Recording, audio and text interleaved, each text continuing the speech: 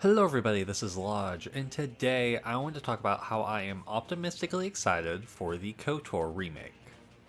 The KotOR Remake got announced 4 years ago at the Sony, I guess it was a showcase, it's basically the same thing as a state of play these days I guess. But it got announced in a short teaser trailer where they kind of just showed off Revan, and I think they had Bastila talking over it.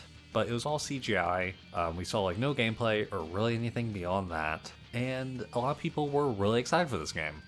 But in 2025, we still haven't heard anything about this game. The few things we have heard aren't great, honestly. I think some of it is speculation about the game because of how long it's taken. For one, it was originally going to be developed by Aspyr. They've done a lot of the remasters that are available on PS4, Switch, stuff like that. So they haven't really made too many of their own games, but they are kind of I guess knowledgeable about the older Star Wars games. So it seems like a pretty good fit, other than they didn't really have any other games that they've remade in the past. And they were supposed to put in the original KotOR 2 ending into the Switch version of that game, and they didn't end up doing that. But in 2023, I think they showed off a demo of the game to higher-ups, and the higher-ups were apparently not happy with it.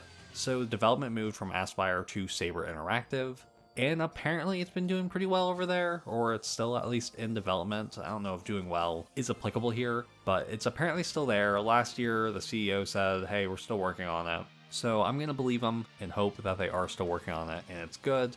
But we just don't know. But I did kind of just want to make this video to say, I'm still thinking about that remake. I really hope it's good. And I wanted to talk about some of the changes I would make to KotOR for this new remake, because I feel like some of them are going to be a little controversial from people who love the original, but I think for the most part this remake has to be very similar to the original game. I think overall the story needs to be basically the same.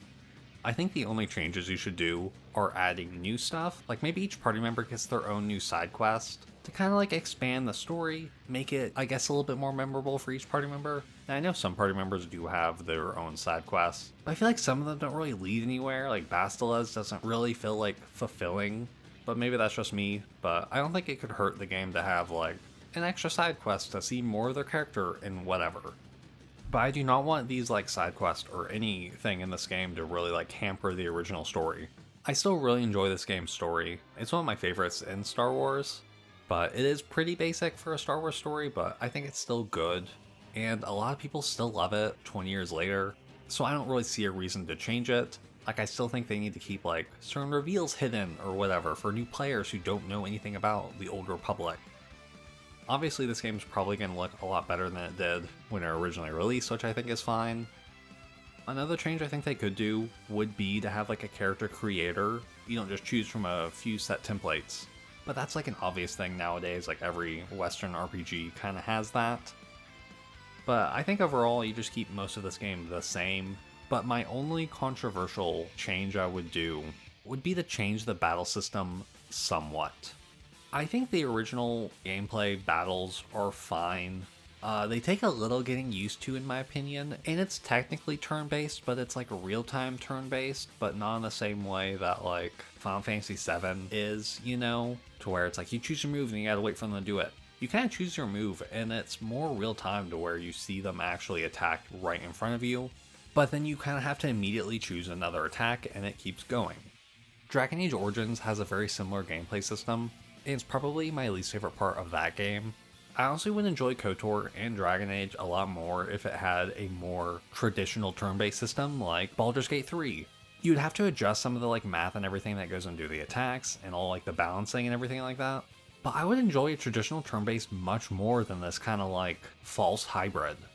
For one, I think it makes a lot more sense in my mind, other than being oh, click attack over and over again. You could potentially have some more strategy that goes into it. And you can obviously have strategy in this other version, you can pause whenever you want to put in attacks and whatever. But I will always prefer the strategy of the game pauses for you and you have this amount of time or whatever, and you can really think about it without feeling I'm wasting my time because I'm just pausing the game. If the game intends for you to pause all the time, I think that'd be much better. And I think being able to physically control all the characters or give them commands would work much better in the system, because obviously you can switch between characters and be oh, let me switch to Bastila and attack really quick. but your player character and Karth are still attacking at the same time, so it doesn't really translate as well as I think it should. But I don't know, I know a lot of people really love that original playstyle. People still love Origins because of the gameplay. Like, I would be fine if they kept the traditional style, but I would still like to see it updated a little bit. Like, maybe you could have like the Gambit system in Final Fantasy XII or whatever, where you can tell your party members to do this if like you're low on health or whatever, just to give me some more strategy. But I wouldn't like for it to be just a straight up action game. I just don't want it to be Jedi Fallen Order, for example. I don't think that would translate very well into this game, especially because I would like to be able to switch between party members whenever I want. And I don't know how well it would work for like blasters. Like, yeah, you could make it traditional third-person shooter stuff, but this is an RPG turn-based game.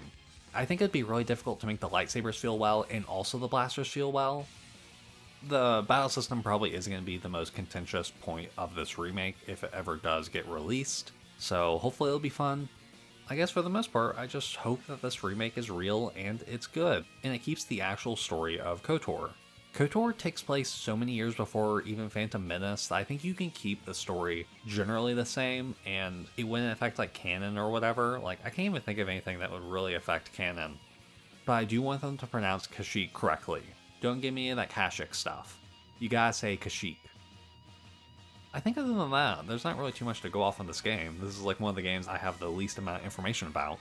But I would love to see this game again, and I'd love to play it. I've really wanted to go back into KotOR, and I'm like, a remake would be perfect around this time, but... Let me know what you think about the KotOR remake, if you think we'll actually see it, or if you think it'll be good, or if you think they'll like mess it up. I would love to know. And yeah, so I hope you enjoyed the video, have a good day, and goodbye!